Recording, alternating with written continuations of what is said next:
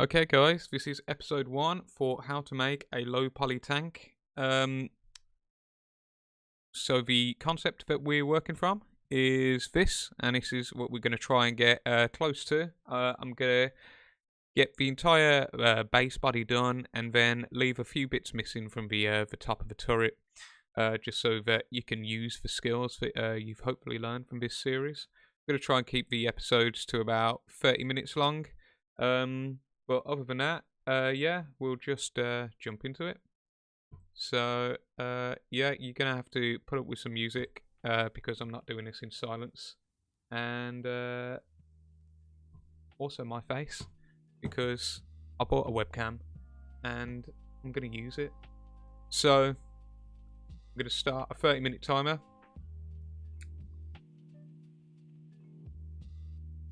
And that's going. Alright, so, yeah, 3ds Max. So yeah, this is about the end result that we'll have by the end of this. This is one that I just messed around with a little bit. I wasn't actually happy with the tutorial final product, but all the things that I've shown you, you can make changes to it. So yeah, this is what you'll be making. This one here, and so yeah, I'm gonna close this down. And I'm using 2017 for this, but your version will be probably fairly similar. And so yeah, you've also been provided with the script which I'll be working from, 80 pages. So again, here's the concept. Start from step 1, and we'll just go through this together. You can read this as well, see exactly what values I'm putting in if you can't see what I'm doing on screen. Wait for this to open up.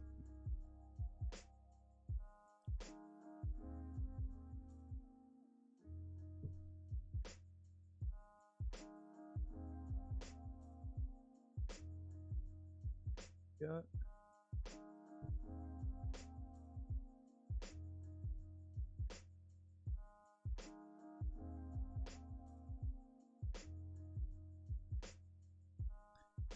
Give it a second. One of the first things you'll notice is that my 3ds Max looks a little bit different to yours. Here we go, once it fully loads in. So yeah, this is a max start file. If you want to see how you can just get, so how I've set it up is so I can see my polys and tries. I've got my 3 viewports, left, front and top over here, and a cube which is 100, 100 and 100 in centimeters as well, because I work in Unreal a lot, so I want it to be in centimeters. I'll provide this max start file, and you just put that into your scenes in your 3ds Max files, and it'll automatically open up this file every time you start, so you'd never have to worry about setting up your units and your viewports and your statistics ever again. To turn this on and off, you can press 7 on a keyboard. But yeah, other than that, yeah, I've just got a few UI shortcuts, but if I use any modifiers, you can just go down here and pick them from here. I think I use symmetry, turbo smooth, and I think that's it. That's all I use in this tutorial. So yeah, let's start with step 1. So I've got a box, but I'm going to delete this one just so we're all at exactly the same starting point.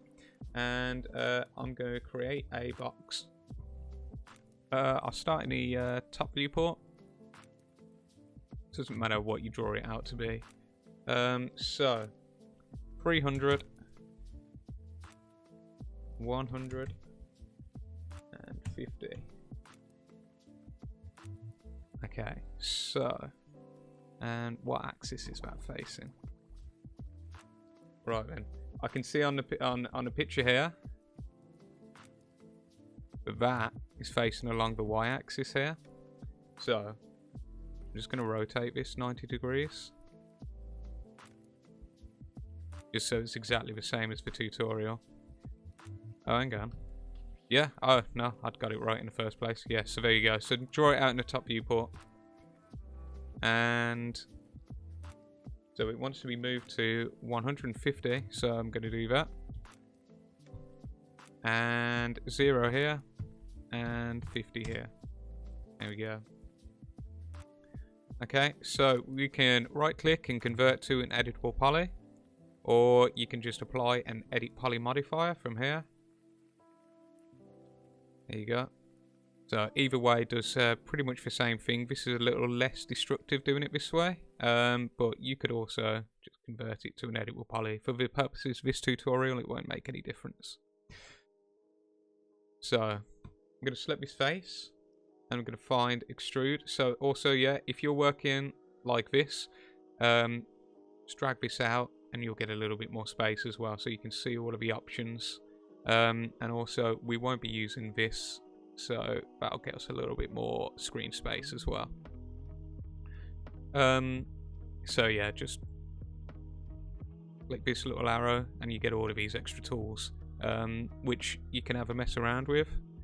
Mine, because I'm screen capping, it's just being a little bit laggy, but there's loads of other options here, and a lot of the same options that are over here. It's just a different place for them, and sometimes you can find things like Swift Loop, which can do things really fast if you know exactly what you're doing, but I'm going to just try and keep it real basic so that you can follow along real nicely. So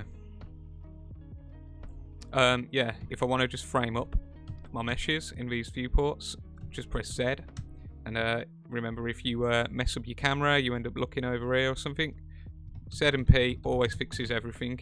You end up pressing F and then rotating, and then you're like, oh, it kind of looks a bit weird because you're in orthographic. P will fix that, and then yeah, if you're off in a place that you have no idea, Z will fix that. So yeah, what we were doing. Step 2. We want to extrude this front face by 50. So extrude. Don't just click extrude, click the little settings for extrude. Yeah. And just type in 50, tick, and apply. And we want to extrude the back face by 25. There we go. So next step is use control to select the outer corner edges. Okay, so I'm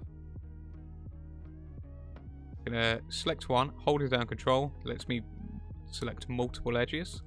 So that's what I'm gonna select. I think I missed there. Yeah, I hit that one instead. So I'm on clay edged faces. If we would go to default shading and then press Alt and X, this turns on X-ray mode, so I can actually see what selections I've got. So that's Alt and X to swap between these. It won't work in clay mode, but clay mode's just also a nice high contrast sort of setting to work in. But I'm just going to go into X-ray mode for now, so you can see a little bit better about what I'm doing. So now while I've got these selected, if I click Control just normally, I'll lose my selection. But if I go back to edges, it remembers that I had those selected. If I hold down Control and click Vertex, it keeps the vertices that those edges were connected to and remembers my selection. So while I've got this, I'm going to scale along the X-axis to taper in the ends. So I can click this to get to the scale tool, or remember you can press W, E or R to go through. E is rotate, W is move, and R is the scale tool.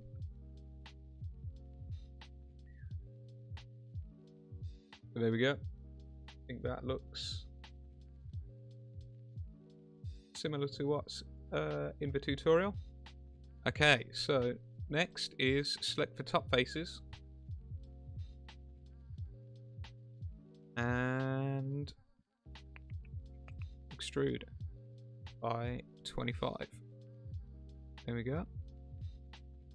Scale these faces inwards. So by that I mean just scale down like this, and that looks similar to the screenshot, so I'm happy with that. Drag a selection box to ring select these edges. Okay, so. Right, and yeah, if this is happening to you, sometimes the selection boxes are weird. I know, especially in the college, I can't actually remember how to fix this. So what I'm going to do is just Control Select all of these, and that selects them. Or you can click this, and actually, if you click this here, ring, that'll ring select it all. If I clicked this and looped it, loop select. So actually, yeah, we can use this.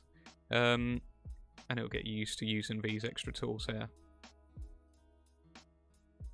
So, yeah, the next thing is to use the Connect tool. So the Connect tool is, again, in the Edit Edges section while you got edges on.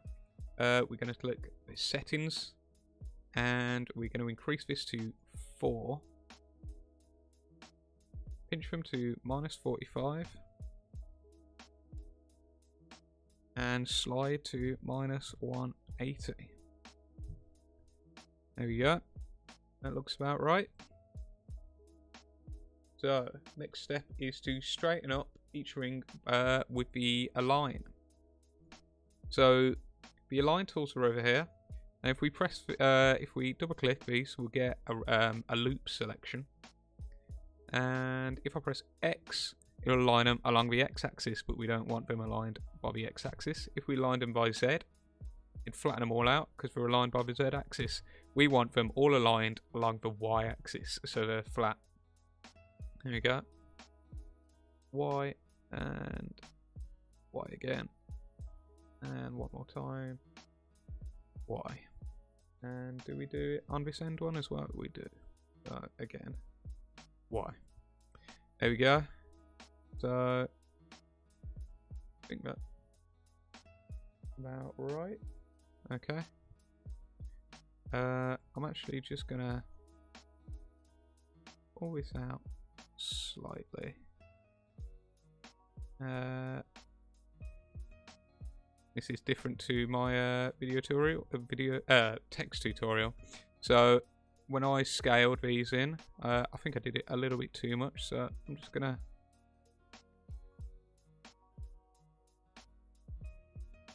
change this, and the reason I'm doing this is you can see here that this quad is bent into 2 quads, so I'm just going to try into 2 triangles. I'm just going to try and scale it. There we go, just like that, so then I don't have the broken smoothing groups.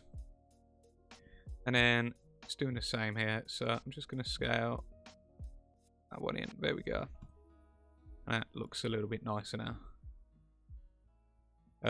So yeah, because an object, although we've only got quads here, when you go into a games engine, it all gets broken down into triangles, and that's why we have a triangle count. And so when you make things in quads, it's really easy for the game engine to break stuff down into triangles. But if you have a strange shaped quad like this, you get the triangles made up for you. But I just wanted this to be a flat quad surface, so I can see that in the smoothing group, but it is now. What's next? So I've aligned these, and we want to delete these faces. So let's go back to X-ray mode, select these.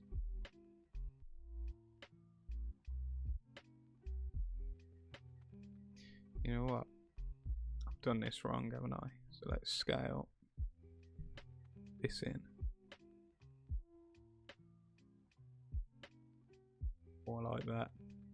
I didn't pay attention to what my picture looks like. So in the before, when I was scaling, I show the top viewport here, and if you compare it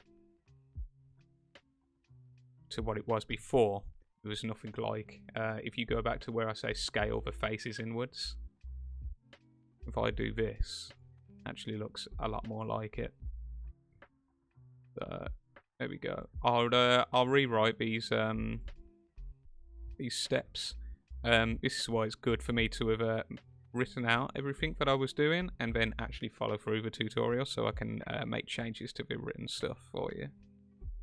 And add any extra pictures that you need.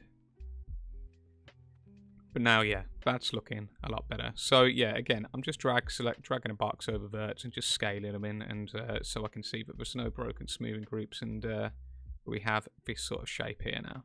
Okay. Again, I can kind of see that.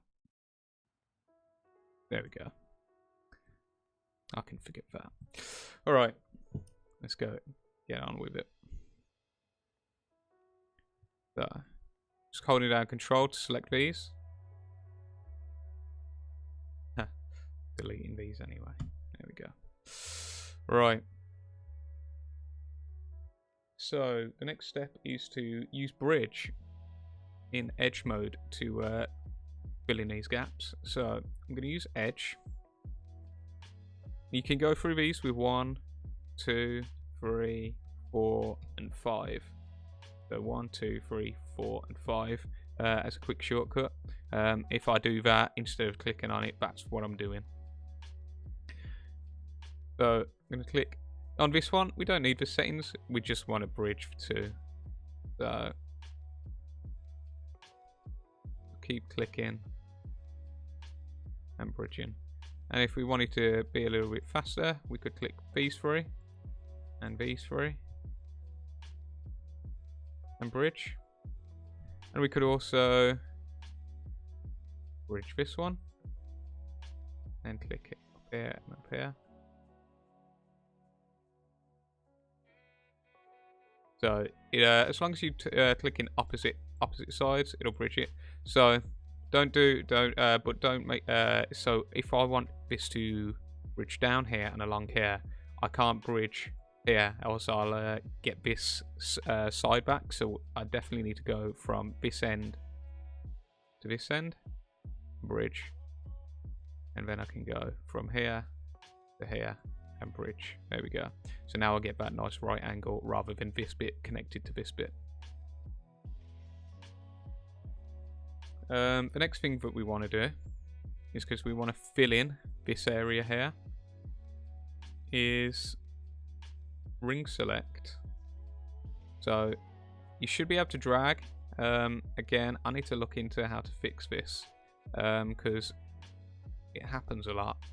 But if you can't just drag and select all of these faces, just click one and click ring, and now you've got this whole ring selection.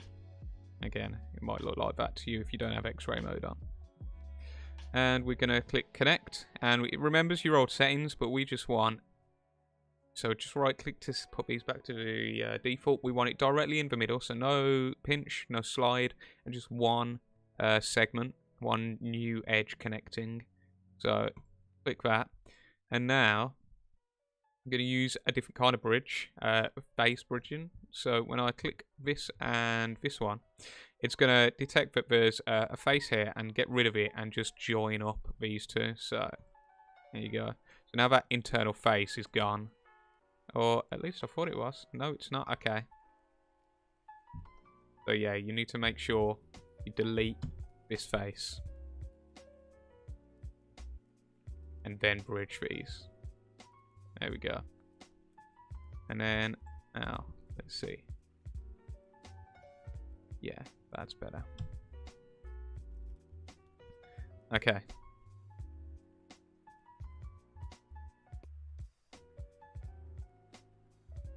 There we go. Let's see that that's gone now.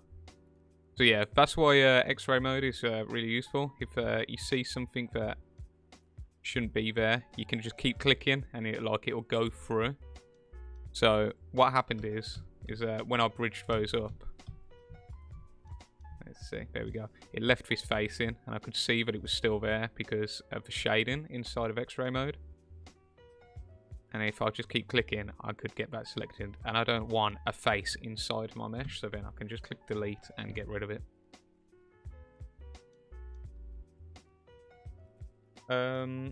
So what's next? Use face select to go on the inner faces. Yeah, we've done that. So yeah, I used face select and bridge to now create this shape. And now I'm going to select all of the inner vertices. So by the inner, I mean the closer to the center.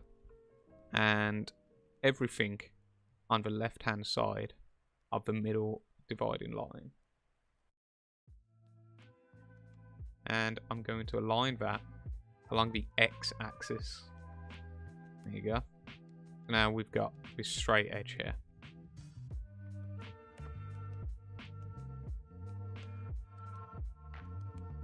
And then I'm going to move these all along as well to 125 on the X. There you go. Just to push them in a little bit. And then, because now I want these to be a bit along the X-axis, I'll give you the exact value. So we're going to do, we could select one face by one and move them over to 160. We could select both, hold down Control, click Vertex Mode. Now we've got the verts, and we can move all of these verts to 160. Or you could have just selected one face, and so they were at 150, and then typed in 160. Same result, just different methods. And we want to make a ring selection of the edges here. So select one edge, click ring. There you go. And we're going to connect these with 2 -10 and 55 side. There we go. It should look like that, yeah. Connect.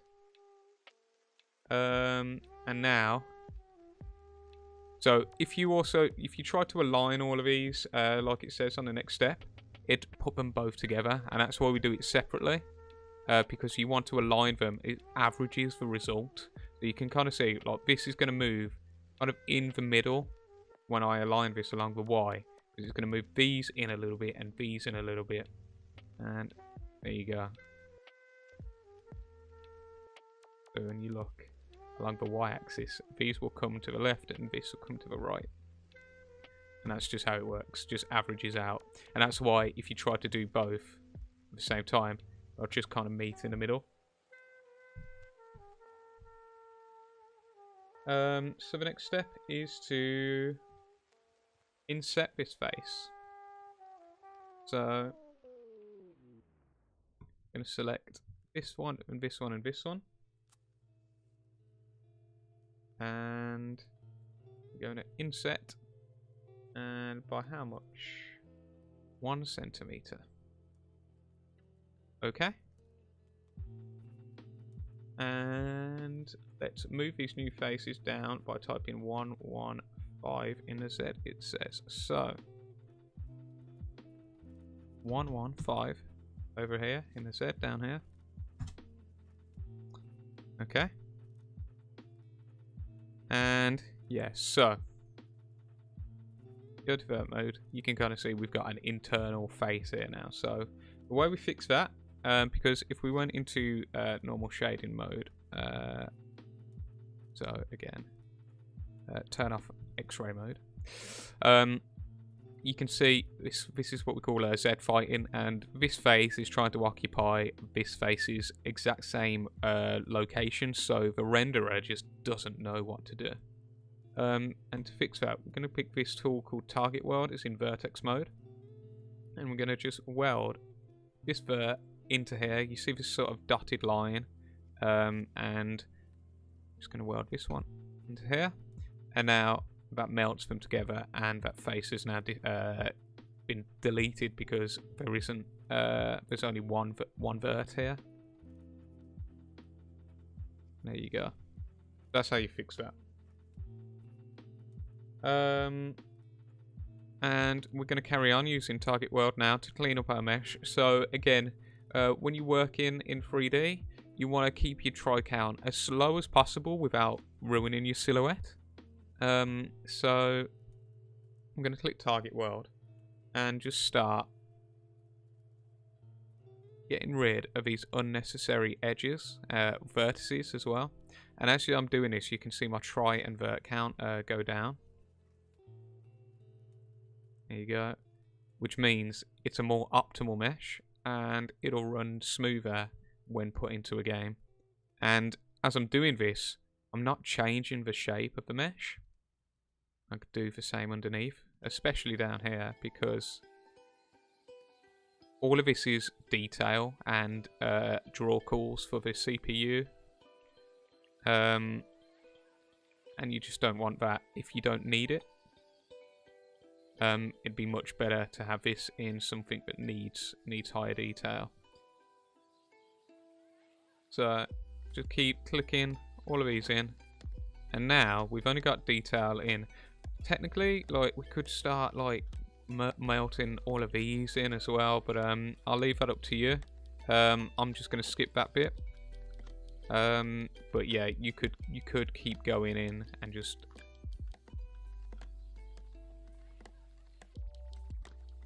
doing all of this so that your mesh is as tidy as possible. But again, this is something that you might do at the end, and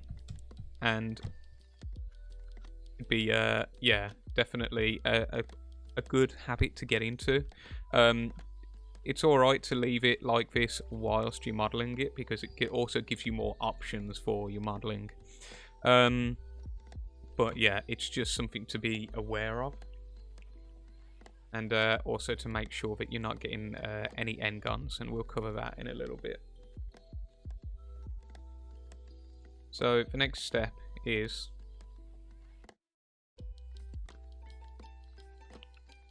to inset this face on the top by 5 centimeters.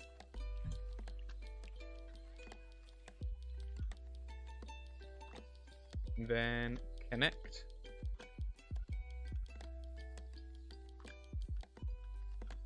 So put this onto clay mode just so you can see what I'm doing.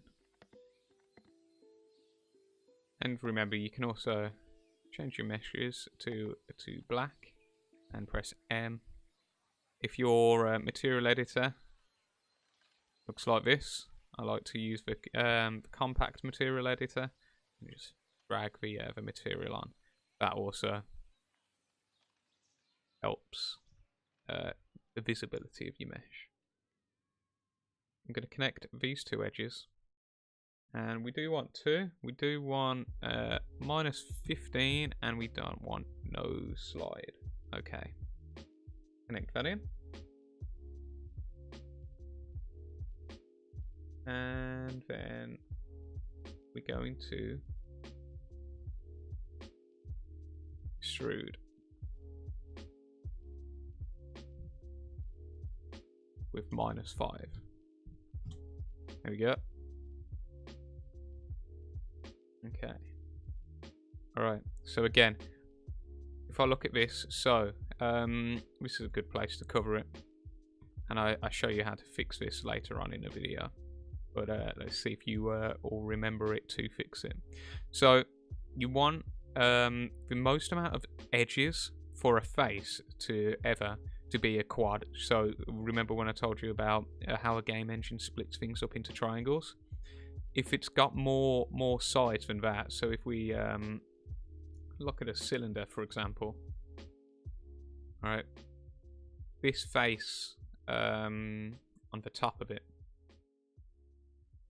has so many triangles in it. You can actually see when I select this, it's got 16 triangles in it, and it's going to try and figure out how to fix that, basically. So if I started moving these up and down, it starts to try and figure out exactly how to do this, because, and it does a fairly good job of keeping it smooth, but not all game 3ds Max does, at least.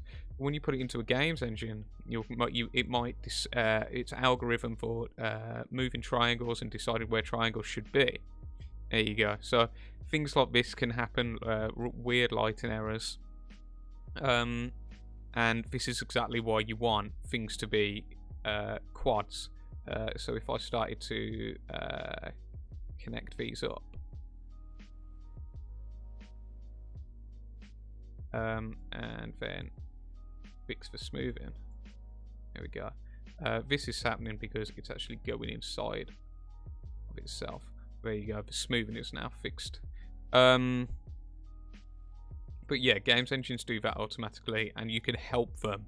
And you can anticipate what the lighting and smoothing will be by working with your smoothing groups and making sure that nothing is more than 4 sides, and what we refer to as an n-gon, because it's anything higher than a quad, so a pentagon, hexagon, octagon, etc. So yeah, just for future reference, we created an n-gon here because we have 1, 2, 3, 4. That's my 30-minute timer. I'm just going to keep recording and split it up in post. So yeah, we've got 1, 2, 3, 4, 5, 6 edges here. So it's actually a hexagon rather than a quad, even though when you click it, it looks like it's just a rectangle, sort of like an inverted parallelogram. But if you start moving it around, you can see 1, 2, 3, 4, 5, 6. There you go. So that's what we mean.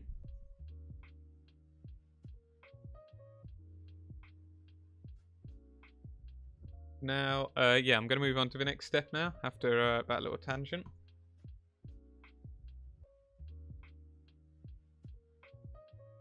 So we're selecting these 2 faces here. And I'm going to use the scale tool here. And I'm going to hold down Shift. And along the Y-axis, I'm going to scale this up. And it says here to 160. So you can see that now. Kind of where I'm looking. Like, not in my head. A little to the left of the screen in the Y. You can see that number changing. You want 160 there. There you go. And now you get this little dialog box.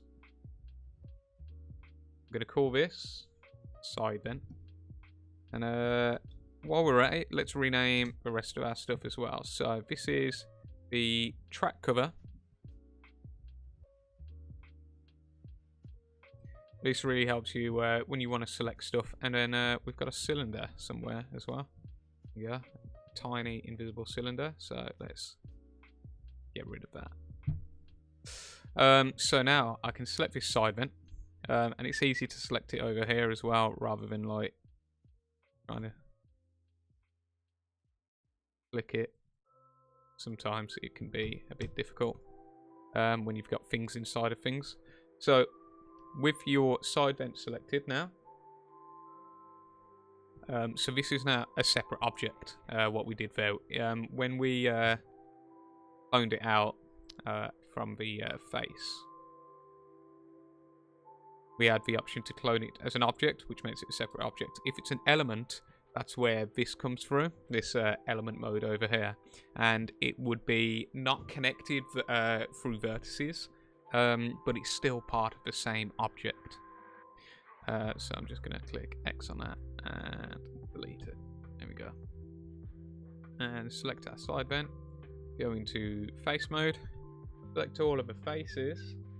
And bevel it out using the bevel in the edit polygons. And we want 25 and -5. Okay. Actually, I'm just going to stop the recording here. And just double check that all the audio levels are fine so I don't have to re-record anything. So yeah, we'll see you back in episode 2.